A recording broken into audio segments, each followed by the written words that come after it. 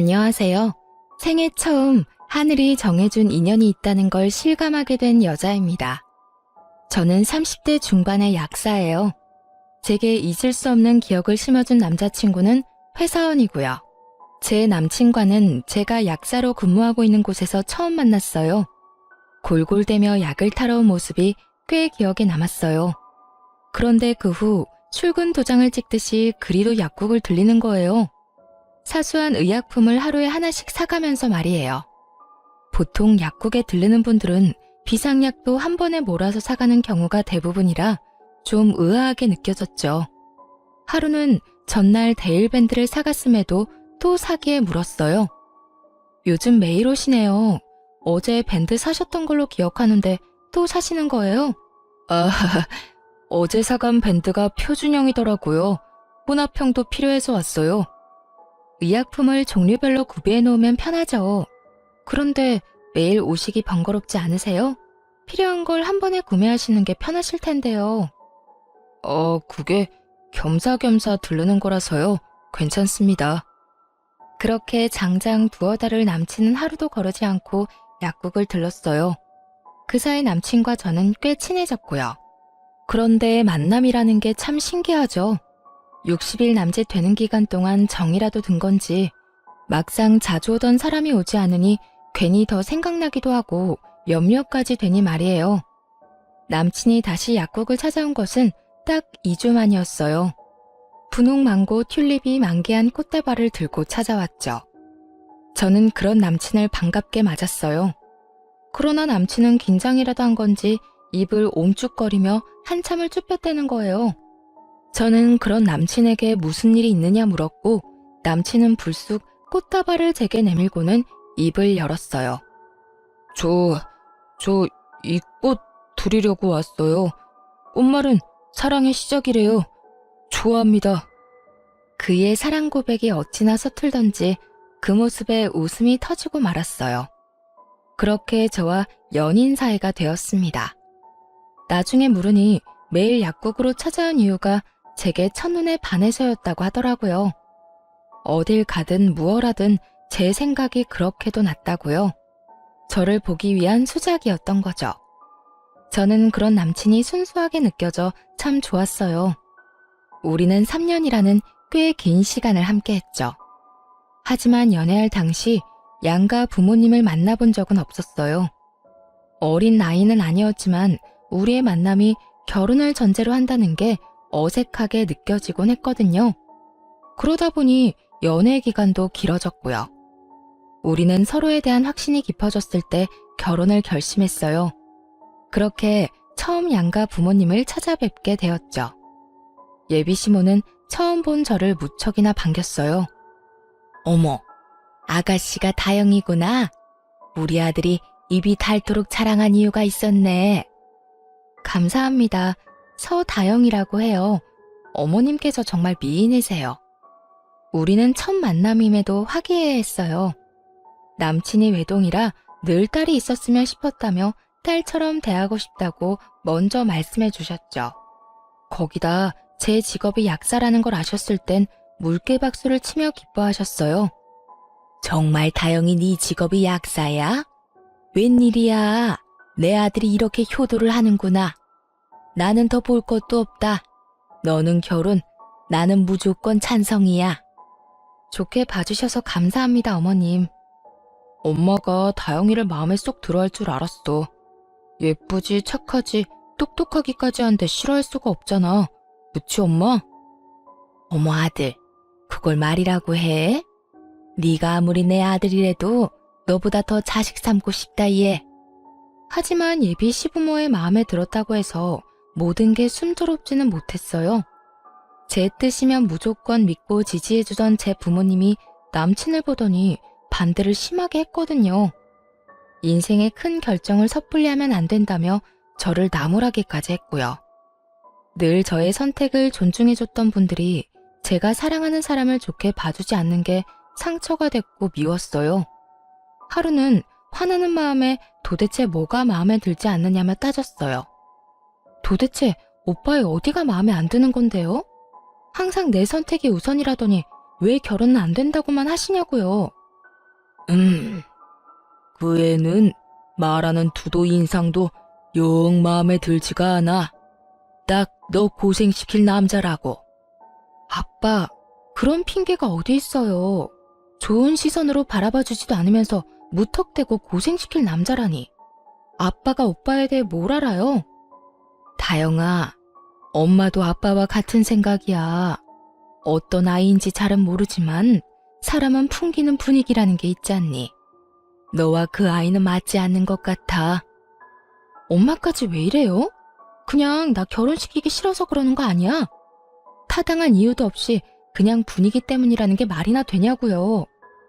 그때 저는 콩깍지였던 건지 사람 볼 줄 몰랐던 건지 제 부모님의 말이 전혀 이해되지 않았어요. 아니, 이해하고 싶지 않았었죠. 그래서 꽤 오랫동안 고집을 부렸어요. 남친도 결혼 승낙을 받겠다며 자주 우리 부모님과 대면했고요. 그러는 동안 저는 부모님께 참 모진 말을 많이 했어요. 내 인생이야, 내 인생. 엄마 아빠가 대신 살아줄 거 아니잖아요. 그런데 왜 매번 안 된다고만 하는 건데, 내가 사랑하는 사람이고 내게 없어서는 안 될 사람이라니까? 이런 내 마음은 안중에도 없는 거야? 그게 자식을 위하는 부모가 맞는 거냐고.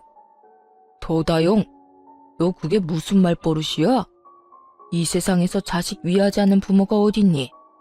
그렇게 모진 말까지 꼭 해야겠어? 그러니까 내가 행복하길 바라는 거면 제발 내 발목을 잡지 말아달라고요. 평생 그때 결혼하지 못한 걸 후회하고 반대했던 엄마 아빠를 원망하며 평생을 살길 바라는 건 아니잖아요. 그러니까 제발 허락해줘요, 응? 이렇게 제 목소리를 높일 때까지만 해도 제 선택은 늘 옳고 그렇기에 제 앞날은 탄탄대로일 줄 알았습니다. 그래서 반대하는 부모의 심중을 생각해보지 못했죠. 결국 부모님은 부모 자식 간의 관계가 어그러진 걸 더 두고 보지 못하고 마지못해 결혼 승낙을 해주었어요. 하지만 본격적으로 결혼 준비를 하면서부터 저를 고생시킬 남자라고 했던 그 말이 하나둘 이해가 가기 시작했어요. 양가 부모님께 결혼 승낙을 받은 후부터 저는 예비 시모와 정말 가깝게 지냈어요. 정확히는 예비 시모가 이제 며느리나 다름없다며 딸이 있으면 하고 싶었던 로망을 저와 함께 하려고 했었죠. 일이 바빴던 날엔 예비 시모를 만나는 게 힘에 부치기도 했지만 결혼 전부터 이미 시댁에 예쁨 받고 있다는 게 좋았어요. 그러니 제 부모와 함께하는 시간보다 예비 시모와 함께하는 시간이 많아져 갔죠. 남친은 자신의 부모님과 잘 지내주는 제게 고마워했어요. 그러나 제 부모님은 딸이 시집을 가면 출가 외인이라는데 시집 가기도 전부터 그런 것 같다며 서운해하시더라고요.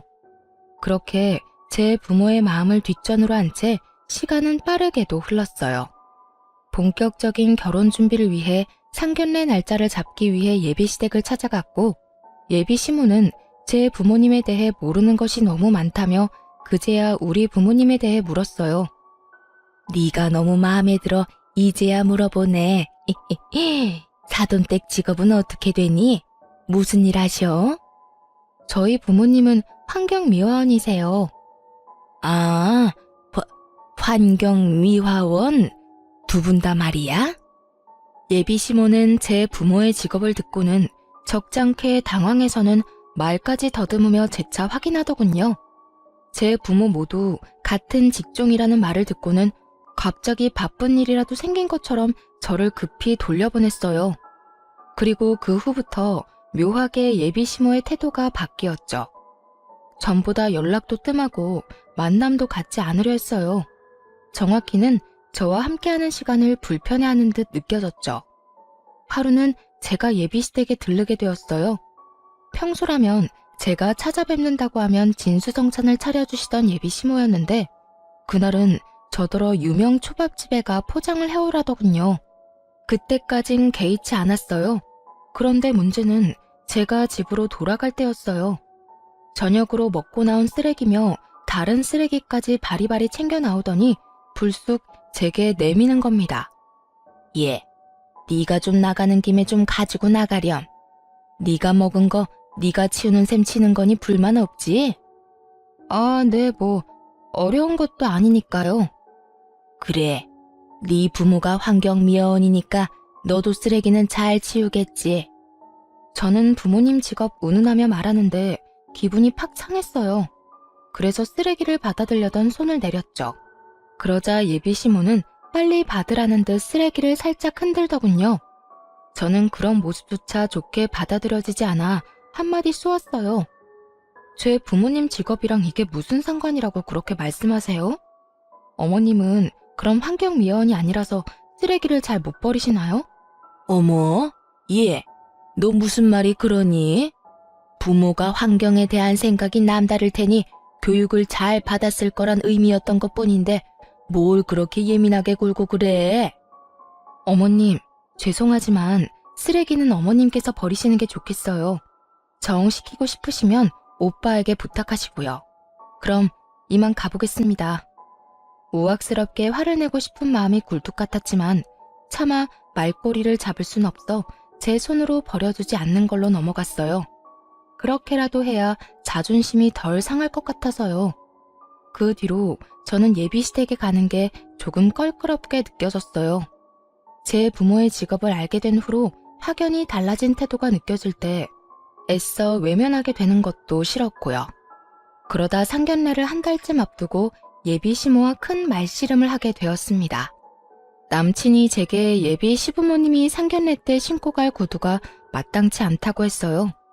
관계도 정같지 않고 또 그런 말을 듣고 모른 척할 수도 없었어요. 그래서 좋은 마음으로 선물을 하게 되었죠. 그런데 제가 준비한 신발을 봤더니 비웃음을 띠고는 작게 수근거렸어요. 신발 선물의 의미가 도망이란 걸 알라나 몰라. 지금 우리더러 도망치라는 건가? 네? 어머님, 그게 무슨... 뭐라고 하신 거예요? 아니다. 별거 아니야. 그냥 혼잣말이 튀어나왔네. 예비 시모의 말이 또렷이 들리지 않아 재차 물었지만 예비 시모는 혼잣말이라며 얼버무렸어요. 저는 마음에 걸렸지만 표현하기엔 서로 불편할 것 같아 참았죠. 그 탓에 잠깐 어색해진 틈을 타 예비 시모는 남친더러 잠깐 방으로 와보라며 불렀어요. 아직 예비 시부와는 단둘이 마주할 때 마냥 편하진 않아 화장실을 다녀오겠다는 핑계로 일어났는데 안방을 지나다 예비 시모와 남친의 대화를 듣고 말았습니다. 너 정말 다영이랑 결혼까지 할 생각이니? 물을 생각이 전혀 없는 거야? 어? 무슨 말이 하고 싶은 거야, 엄마? 다영이만 보고 이 결혼 밀어붙이라며. 이제 와서 그건 왜 묻는 건데? 아유, 그러게 말이다.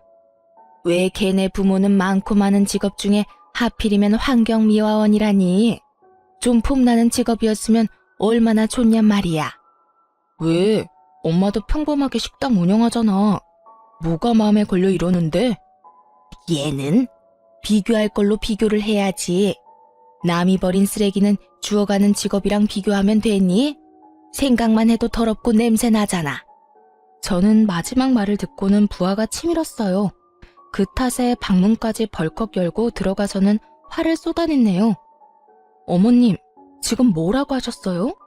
오빠는 지금 저 얘기가 뭐라고 듣고 있는 건데? 얘가 너 지금 우리 얘기 엿들었니? 제 부모 뒷말을 하고 싶으셨으면 문을 꼭 걸어 잠그고 하시던가요. 일부러 저 들으라고 빼꼼히 열어놓고 이런 주접 같은 대화나 하고 계시던 거 아니세요? 소다영, 너 지금 주접 같다고 했어? 말 가려해. 가족들 사이라고 다 받아주고 이해할 줄 알아? 가족들 사이가 내 부모 직업 운운하며 뒤에서 결혼을 하니 많이 이런 대화를 해? 어머님, 제 부모님은 더럽고 냄새나는 일을 하시는 게 아니라 청결하게 관리해주는 일을 하시는 분들이세요. 아시겠어요? 야, 소다영, 너 정말? 내 이름 입에 담지도 마. 어머님, 그동안 눈치 없이 결혼 준비를 이어가 죄송하네요. 그냥 어머님 수순에 맞는 처가 다시 알아보세요. 내 결혼 때문에 내 부모가 모욕당하는 것이 너무도 속상해 치민 분노가 누그러지지 않았어요. 더 말씨름했다가는 일이라도 치를까봐 그 길로 예비시댁을 나왔네요. 그렇게 일주일을 꼬박 남친의 연락도 받아주지 않았어요. 집 앞으로 남친이 찾아왔을 때마저 만나주지 않았고요. 그런데 남친만 무시해서 될 게 아니었더군요. 제가 가진 약사라는 직업이 예비 시모에게는 놓치기 아까운 패였던 건지 예비 시모가 직접 나서서 저와 대면하겠다고 찾아왔어요. 그것도 제가 근무하고 있는 약국으로 말이죠. 약국이 그렇게 크지는 않네. 하긴 동네 병원 뒤치다거리나 하는 게 약국인데 커봤자지. 어머님께서 여기까진 무슨 일이세요? 뻔뻔하기는 정말 몰라 묻는 거니? 예비 시모의 어투에서 한바탕 소란이겠구나 직감할 수 있었어요. 불행 중 다행인 건 약국의 주인이자 대표 약사인 사장님이 쉬는 날이라 밉보일 일은 덜했다는 거였죠. 거기다 갑자기 손님이 몰려 예비 시모를 응대하지 못했어요. 그러다 보니 신경이 쓰여 절로 긴장이 되더라고요. 그런 제 속을 알리 없는 예비 시모는 역시나 자신을 투명인간 취급이라도 한다고 느꼈는지 손님이 있음에도 아랑곳하지 않고 제게 말을 걸어댔어요. 내가 여기까지 온 것도 짜증나는데 왜 왔냐고 묻는 거 말고 나는 제도 안 해? 어머님, 죄송하지만 지금 손님이 계시니 저와 대화가 필요해 오신 거라면 조금 기다려주세요. 뭐야? 지금 나더러 기다리라고 했어? 넌 뭐가 우선인 줄도 모르니? 아니면 대놓고 날 무시하려고 작정을 한 거야? 너 그 난리를 치고 가더니 이제 눈에 뵈는 게 없냐? 예비 시모는 내 말을 곡해하며 얼굴을 팍 구겼어요. 저는 터질 것 같은 감정을 누르며 손님의 약을 지어야 해 조제실로 들어가야 하니 기다려달라 부탁드린 거라고 차근히 설명한 뒤 카운터 자리를 잠시 비우게 되었어요. 그런데 예비 시모는 그것조차 못마땅한지 어찌나 꿍얼꿍얼댔는지 몰라요. 예비 시모 옆에 앉아있던 손님이 약을 타가실 때 오늘따라 유독 소란스럽다며 불편한 기색이 내비쳤어요. 저는 깊은 한숨을 애써 삼키며 약국까지 찾아온 이유에 대해 물었어요. 제게 하고 싶은 말씀이 뭔가요? 어떤 이야기를 하고 싶어서 여기까지 오신 건데요. 너야말로 그렇게 가버리고 나서 어떻게 내 아들을 그렇게도 모질게 무시를 해대니? 막말로 결혼을 전제로 한 만남은 어쩔 수 없는 거 아니야? 뭘 어쩔 수 없다는 거죠? 제 부모님 직업을 무시하는 거요? 상대편 부모의 직업을 살피고 고민해보는 건 너무도 당연한 수순일 뿐이야. 네가 정말 결혼하길 원한다면 나를 설득하려 했어야지. 그렇게 화를 내고 휘ڭ하니 가면 되겠니? 넌 네 부모가 그딴 식으로 행동하라고 가르치디? 제 부모님의 직업이 결혼에 큰 걸림돌인 것처럼 말하는 그날이 떠올라 다시 우라가 치밀었어요. 거기다 제 행실을 지적하며 제가 큰 잘못이라도 한 듯 저를 나무라는 게 기가 찼어요.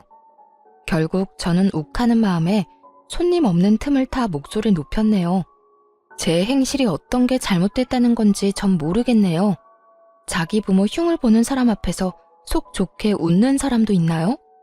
반대로 제 부모님께서 어머님이 식당 운영하신 걸 그깟 동네 장사나 한다며 업신여기면 참으실 수 있겠어요?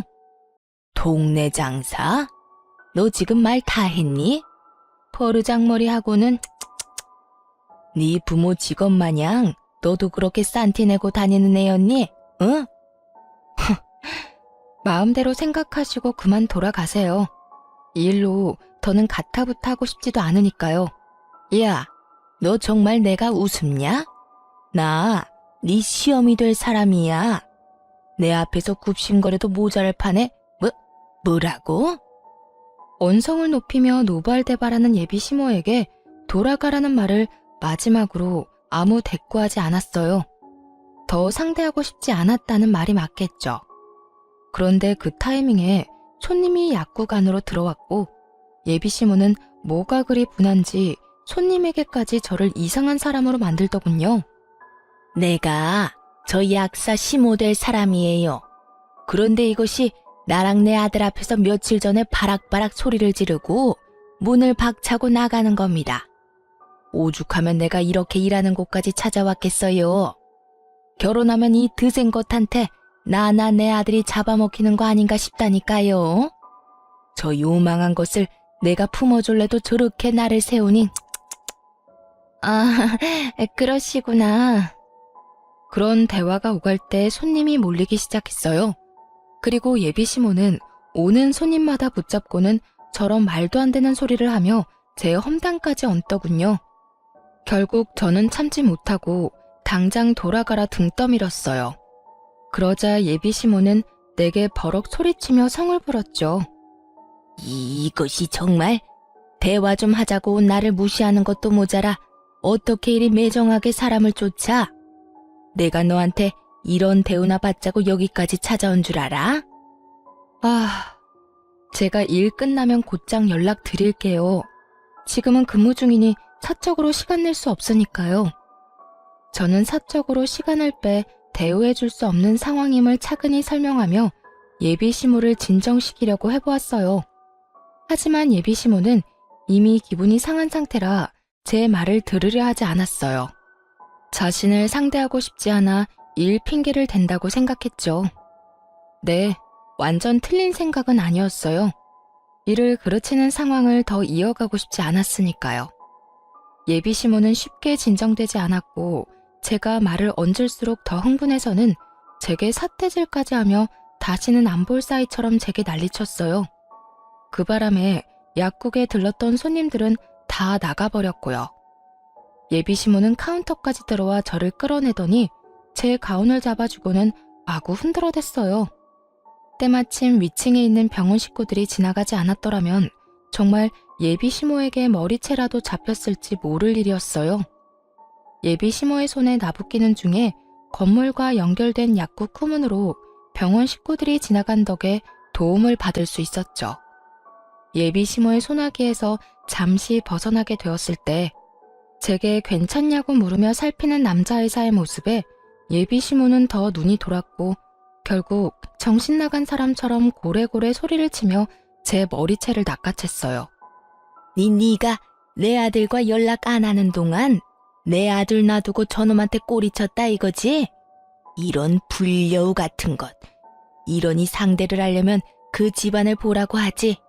이 난잡하고 천박한 년. 네 부모는 남이 버린 쓰레기나 주울 게 아니라 너를 주워다 처분했어야 했어. 그런 거 아니에요. 어머님, 제발 이것 좀 놓고 말씀하세요. 오해예요. 오해라고요. 아주머니, 그런 것 아니니까 고정하시고 약사님과 대화로 풀어가세요. 이런 식으로 행동하시면 서로에게 좋지 않습니다. 저는 괜한 소문으로 의사에게 피해를 끼칠까 염려되어 급히 예비시모에게 아니라고 소리쳤어요. 의사분도 자신으로 인해 오해가 깊어진 듯 했는지 예비시모를 말렸어요. 하지만 예비시모는 이미 자신의 생각이 맞다고 확신했는지 그 누구의 말도 들으려 하지 않았어요. 아니긴 뭐가 아니야. 의사 양반, 2년 부모가 환경미화원인 건 알고 만나나? 주제도 모르는 것이 꼬여낸다고 껌뻑 넘어간 거지? 끼리끼리 만나야 잘 산다는 말이 꼭 맞다 싶네. 네 집안과 우리 집안이 가족이 되는 게 가당키나 하니? 약사인 것 하나 믿고 볼품없는 집안 들이미는 뻔뻔한 것. 이참에 내 아들과 제대로 정리해. 깨끗이 끝내. 병원 식구들이 모두부터 예비시모와 저를 간신히 떨쳐냈어요. 예비시모의 손에는 제 머리카락이 한 움큼 쥐어 있더군요. 저는 창피함이 밀려와 눈물이 쏟아질 것 같은 걸 꼭 참았어요. 병원 식구들에게는 도와주어 고맙다는 인사를 한 뒤 돌려보냈어요. 그러고는 어깨까지 들썩이며 숨을 몰아쉬며 연신 저를 죽일 듯 노려보는 예비시모를 마주했죠. 네, 그런 걱정일랑 마세요. 저도 더는 싫네요. 어머님 아니, 아줌마 말대로 티끌만큼도 남김없이 깨끗이 관계 정리할 테니까요. 참, 기가 막혀서. 약사도 사자 직업이라고 여태 대접해줬더니 끝까지 기어오르는 것 좀 봐. 다시는 내 아들과 얽히지 마라. 내 눈에 띄었다간 그땐 머리채 정도로 안 끝날 줄 알아. 예비시모는 그렇게 엄포를 놓고는 돌아갔어요. 저는 그날 남친에게 다 끝났으니 다신 보지 말자고 했어요. 그러나 저와 전 예비시모가 대치했던 일에 대해 전혀 모르는 건지 제게 왜 이러는 거냐며 헤어질 수 없다고 제게 끈질기게도 연락을 하더군요. 소영아, 왜 자꾸 다 끝났다는 건데? 이제 상견례가 코앞인데 도대체 왜 그래? 우리 오늘 만나서 이야기해. 제발 좀 나 좀 만나주라, 응? 제 퇴근 시간에 맞춰 약국 앞으로 오겠다는 걸 간신히 말린 뒤 제 집 근처에서 전 남친을 만났어요. 아무것도 모르는 이 인간과 정리할 게 남았더라고요. 소영아, 나는 못 헤어져. 우리가 헤어질 이유가 없잖아. 모진 풍파도 나만 있으면 다 이겨낼 수 있다며. 그 말들은 진심이 아니라 하얀 거짓말. 뭐 그런 거였어? 그래, 내가 그런 말도 했었지. 그런데 오빠가 내겐 풍파고 오빠네 가족이 풍랑이야. 그게 무슨 말이야. 저번 일은 그냥 엄마가 마음이 복잡해서 했던 말. 대단한 가족이네 정말. 오빠는 아무것도 모르는구나. 만났으니 하는 말인데 상견례 장소로 예약했던 한정식집 오빠 이름으로 예약했으니 알아서 처리해. 소다영, 너 정말? 그리고 오빠, 네 부모한테 선물했던 신발값 상견례 할 일 없어졌으니까 그거 당장 물어줄래? 내 부모 멸시하는 인간들 좋은 일 하고 싶지 않거든 나. 어떻게 사람이 선물이라고 줬다가 다시 뺐냐고 째째하다고 생각할지도 모르지만 말도 안 되는 이유로 무당한 대우까지 받고도 그거 받고 떨어지라는 식으로 넘어가고 싶지 않았어요. 거기다 제가 전 예비 시부모에게 선물한 그 신발은 명품까진 아니더라도 누구나 알 법한 브랜드 제품으로 카드 할부까지 사드린 거였으니 당연히 돌려받아야 마땅한 것 아닌가요? 상견례를 이유로 전 남친이 제 부모님께 해준 거라곤 흉보는 전 예비 시모에게 왜 그러느냐 말한 게 전부이니 말입니다.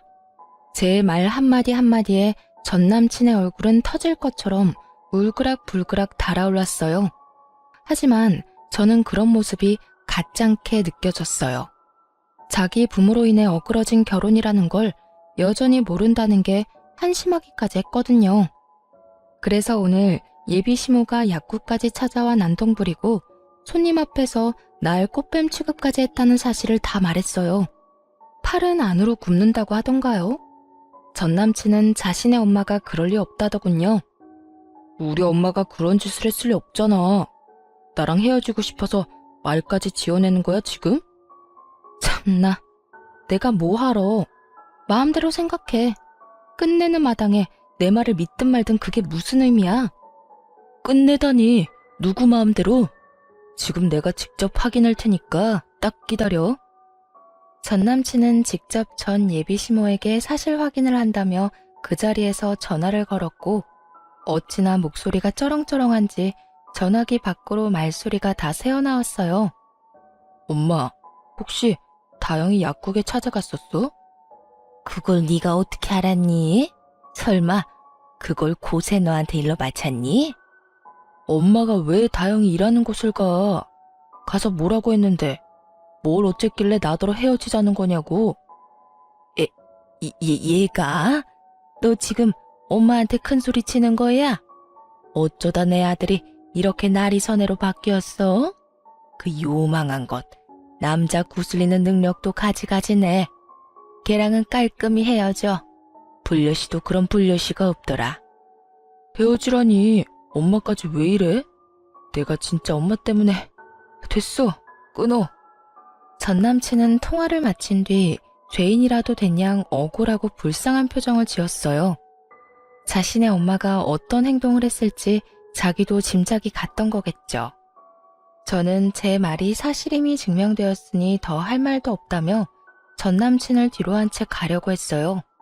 그런데 무슨 할 말이 여전히 많은 건지 저를 붙들고는 언제 화를 내냐는 듯 제게 고개를 조아리며 미안하다고 다시는 이런 일 없을 거라며 빌더라고요. 미안해 다영아. 내가 이렇게 사과할게. 우리 엄마가 한 말은 그냥 잊어. 앞으로 다시는 엄마가 그러지 못하도록 할게. 그러니까 마음에 담아두지 말고. 응, 안 그래도 그럴 참이야. 헤어지는 마당에 뭐하러 전전긍긍하겠어? 영양가 없는 언행이 나한테 무슨 의미라고. 우리 부모님 직업 운운할 때 진작 정리했어야 했는데 그러지 못한 게 아쉬울 뿐이야. 다영아, 그건 엄마한테 책 잡히기 싫어서 그랬어. 내 본심을 엄마가 알면 어떻게 될지 상상이 안 돼서. 나 아직 너 사랑해. 아니, 나는 너라서 결혼하고 싶었다고.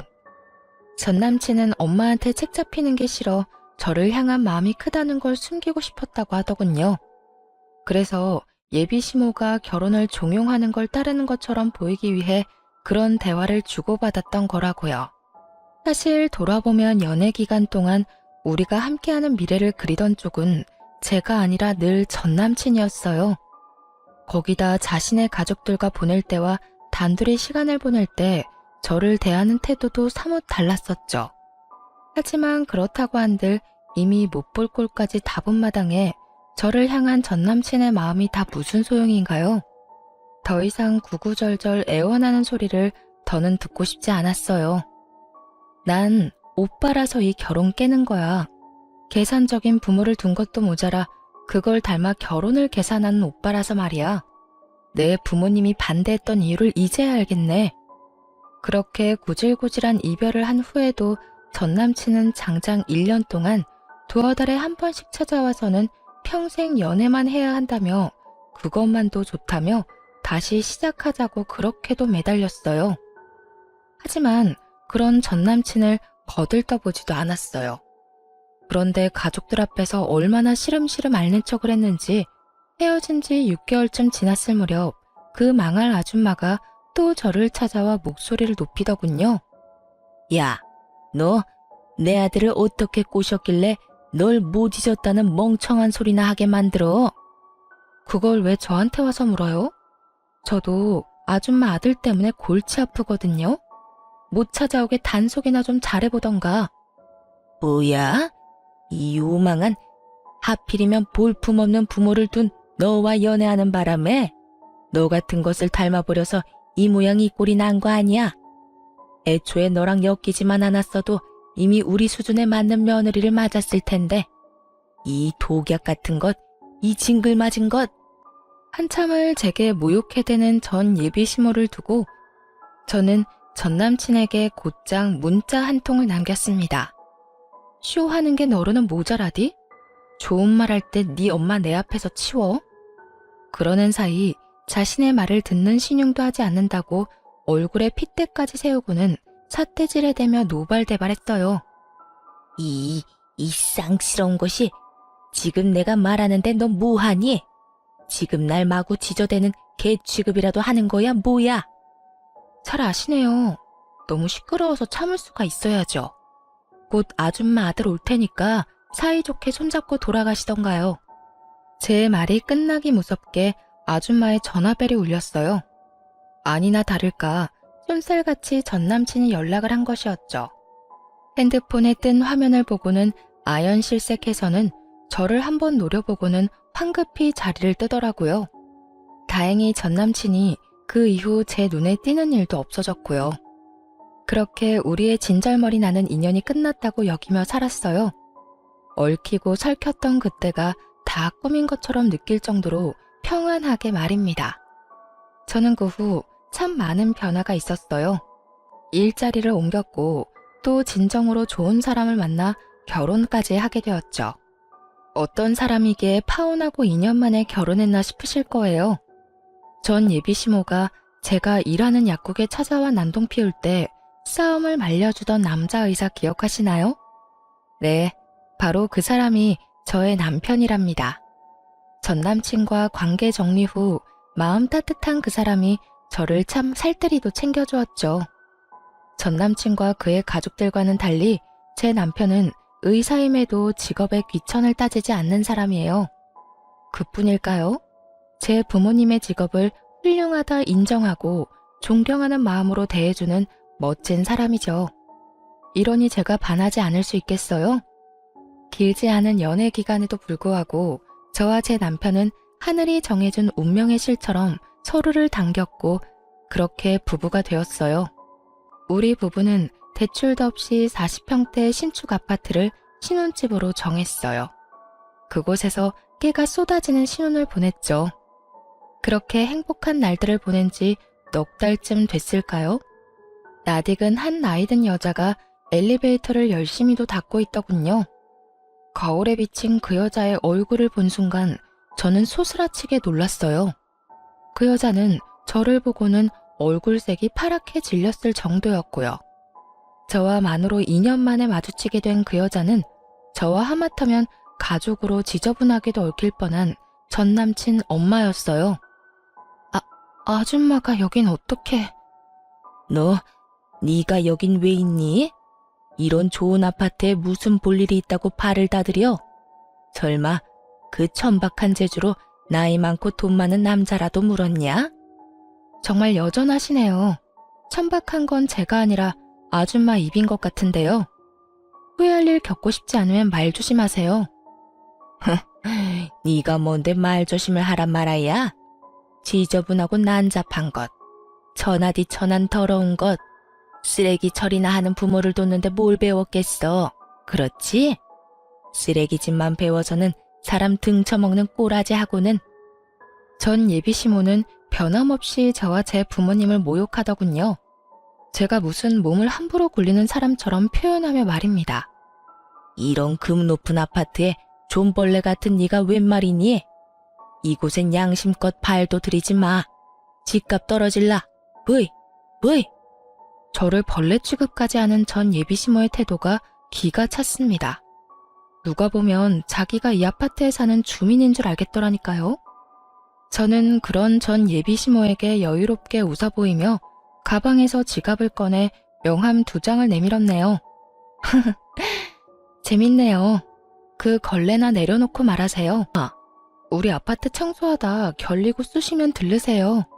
제 남편이 능력 좋은 의사라 정말 잘 보거든요. 뭐야? 니까짓 게 무슨 능력으로 의사랑 결혼을 해? 궁하디 궁한 집안 뭐 볼 게 있다고. 나이든 노땅이나 꼬셔서 팔자 펴보려고 발악을 하는구나.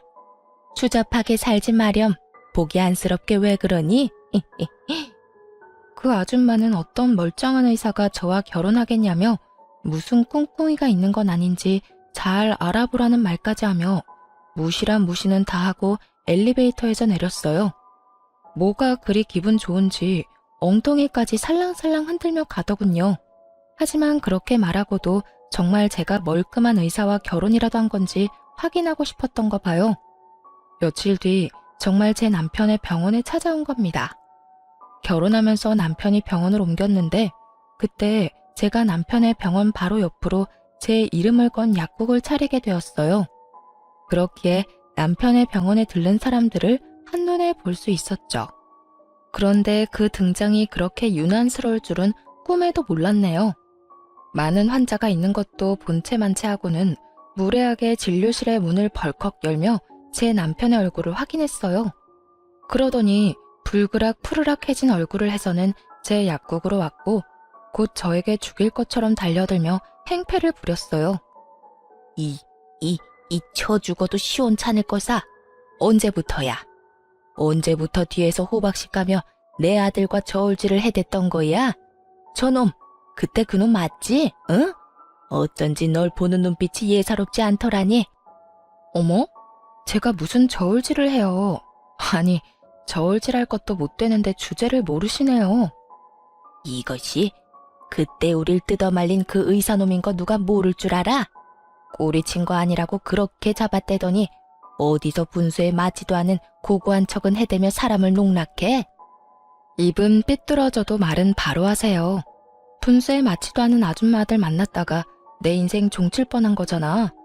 그리고 이 인연을 만들어준 건 다름 아닌 아줌마예요. 아줌마 덕에 내가 찌질한 당신 아들하고 파혼하고 내 분에 꼭 맞는 남자 만날 수 있었던 거거든. 너 지금 내 아들더러 뭐? 찌질? 야, 너 이제 눈에 뵈는 거 없다 이거야? 그런 말을 짓거리고도 내가 가만히 둘 줄 알아? 가만히 안 두면 어쩔 건데. 약이라도 사서 갈 거 아니면 그만 나가줄래요?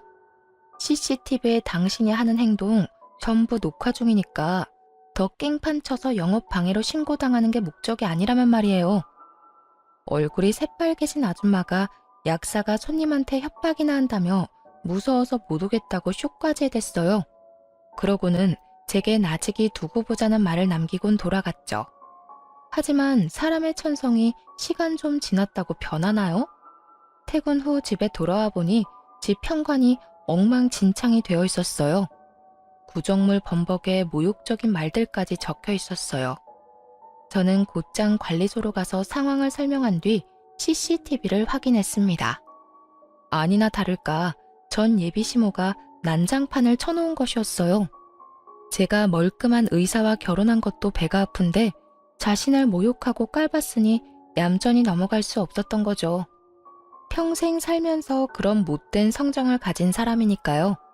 그런데 참 기가 막히게도 다음날 출근길, 우리 집을 그 꼴로 만든 인간과 딱 마주친 겁니다. 무슨 억하심정이 있길래 그런 치졸한 짓까지 한 거죠? 치졸한 짓? 내가? 무슨 말인지 난 전혀 모르겠는데. 괜한 사람 붙잡고 시비 걸지 마렴. 마주치지 않게 좀 사라져주면 더 좋고 말이야. 아줌마가 사라져야지. 고작 그런 복수나 하자고 청소부로 일하는 거예요? 진짜 그 엄마의 그 아들이야. 그쵸? 야, 너 말 다 했어? 내가 무슨 집을 엉망으로 만들었다고 아침 대바람부터 이렇게 생사람을 잡아? 진짜 몰라 물어요? 이러고도 여기서 더 붙어 있을 수 있을 것 같아요? 어림도 없지. 저는 이 말을 뒤로 곧장 관리소에 전화를 걸었어요. 몇 번의 신호음 끝에 전화 연결이 되었고 저는 바로 스피커로 바꾸어 통화 내용을 보란 듯이 들려주었습니다. 어제 불편사항 접수한 703호입니다. CCTV로 확인한 그분 오늘 출근을 하셨네요. 저랑 딱 마주쳤는데 여긴 일 처리를 이따위로 합니까? 너무 죄송합니다. 근무 시작한 지 얼마 안 된 분이라 규율에 대해 조금 무지하셔서 잦은 실수가 있더라도 넘어가 주었던 게 화근이 된 것 같아요. 당장 조치 취하도록 하겠습니다. 다시 한번 너무 죄송합니다. 규율을 모르는 사람을 쓰는 게 말이나 됩니까? 저 이거 그냥 못 넘어가요. 제대로 배상하라고 전달해 주시고 다시는 볼 일 없도록 당장 잘라주세요. 아시겠어요? 전 예비시모는 그제야 자신의 처지를 알게 되었어요. 자신이 사는 입주민인 척 고개 쳐들고 저를 깔볼 땐 언제고 잘리는 것만은 막아달라며 애원하기 시작했죠. 날 자르라니 그게 무슨 소리야? 내가 뭘 그렇게 잘못했다고? 내가 너무 속상한 마음에 경솔하게 행동한 것 사과하마. 관리소에 다시 말 좀 잘해주면 안 되겠니? 다영아, 우리 예정이 있는데 이리 모질게 할 필요 없잖니? 제가 왜요? 예정 들먹일 정도로 각별한 적도 없잖아요. 그런 서운한 말이 어딨어. 가족으로 묶일 뻔한 사이잖아. 내가 운영하던 식당 망하고 남은 건 빚뿐이야. 여기만큼 페이가 좋은 곳도 없는데 잘리면 나는 버틸 재간이 없어. 사람 하나 살린다 생각하고 이번만 넘어가주면 안 될까? 그러게 배포도 없으면서 왜 그러셨어요? 이미 저질러 놓은 걸 되돌릴 수 없잖아요? 당신이 코푼 휴지는 당신이 치워야지. 그동안 자신이 운영하던 식당 앞에 프랜차이즈가 들어와 망했다고 했어요. 그래서 그 빚을 갚는 것에 평생을 쏟아 닥치는 대로 일을 해야 하는 상황이었던 거죠. 하지만 그런 이유로 꼭 지켜야 할 자리였다면 심사숙고하고 행동으로 옮겨야 하는 거잖아요. 그 알량한 자존심은 어디로 갔는지 목구멍이 포도청이라며 제 바짓가랑이까지 붙들고 용서해달라고 끈질기게도 매달렸어요. 몇 날 며칠을 제 집 앞에 와서는 누가 시킨 것도 아닌데 현관문과 복도가 번쩍 빛이 날 정도로 쓸고 닦아댔어요. 그러면서 꼬박꼬박 사죄의 메모까지 남겼죠. 하지만 저는 그런 아줌마를 거들떠보지도 않았습니다. 그 후 절대 안 된다던 해고 통보를 받게 되었나 봐요. 그렇게 내쳐진 후에도 며칠을 제게 찾아와 애걸복걸을 했어요. 그러면 안 됐는데 내가 미련하게도 일을 저지르고 알게 되었단다. 다영아, 미안하다. 다시 일하게만 해주면 내가 뭐든 하마. 평생 감사하는 마음으로 살 테니 좀 도와주렴. 저더러 집안 수준 운운하며 싫다고 할 땐 언제고 이제와 그런 제게 아쉬운 소리를 하는 꼴이라니. 아줌마가 봐도 참 황당하지 않아요? 아줌마 사정에 어떻게 됐든 그건 제 알 바 아니잖아요. 아들 자존심까지 어그러뜨리고 망신 주고 싶은 거 아니면 작작하세요. 아니면 당신이 나한테 해코지했던 증거 영상들 당신 가족들에게 폭로하는 건 물론이고 법정에서까지 마주하게 될 줄 알아요? 이렇게까지 모질게 하고 나서야 더는 절 찾아오지 않았어요. 자신이 망한 것만으로도 가족들에게 짐이 되었는데 더 큰 짐을 안겨줄 수는 없었던 거죠. 그 후로 한참 후에 집으로 우편이 하나 왔어요. 그 우편에는 자신이 잃은 일자리에 대해 손해배상 청구를 하고 싶었지만 예정을 생각해 봐주겠다는 내용이 담겨 있었어요. 네, 그렇게 봐달라며 빌던 게 진심이 아니었던 거예요. 끝까지 그 알량하고 볼품없는 자존심을 지키고 싶었던 듯해요. 저는 그 우편을 사정없이 찢은 후 쓰레기통에 버렸네요. 운명이라는 게 그리고 인연이라는 게 참 신기해요. 이어질 사람은 우연으로라도 만남을 이어가게 되고 어그러질 관계는 어떻게 얽혀도 모진 끝을 맞이하게 되니 말입니다. 전 남친이 제 운명이라 믿었던 그 시절이 실은 진정한 운명인 지금의 제 남편을 만나기 위한 시련이었던 게 아닐까 하는 생각이 드네요. 그렇게 저는 예나 지금이나 미운 마음을 간직하진 않습니다. 다만 저를 미워하는 그 사람들이 마음을 비우고 자신의 인생에 집중하여 잘 살길 바랄 뿐이에요. 누군가를 미워하며 살다 가기엔 삶이 너무 가엾잖아요. 참, 환경미화원이신 제 부모님은 여전히 자부심을 가지고 일하고 계셔요. 제 남편은 그런 부모님의 건강을 살뜰히도 챙기고요. 온전히 저와 제 가족에게 열심을 다하며 사는 지금, 저의 오늘도 그리고 앞으로의 미래도 탄탄대로이지 않을까 늘 생각해요. 제 남편과 함께라면 어떤 역경도 잘 이겨낼 자신이 있거든요. 이런 마음 덕일까요? 저는 임신 4개월 차에 임산부가 되었답니다. 부디 이 행복이 제가 사랑하는 모든 사람에게 전해지길 바라며 이만 사연 마칩니다. 제 긴 사연을 들어주신 많은 분께 감사드립니다.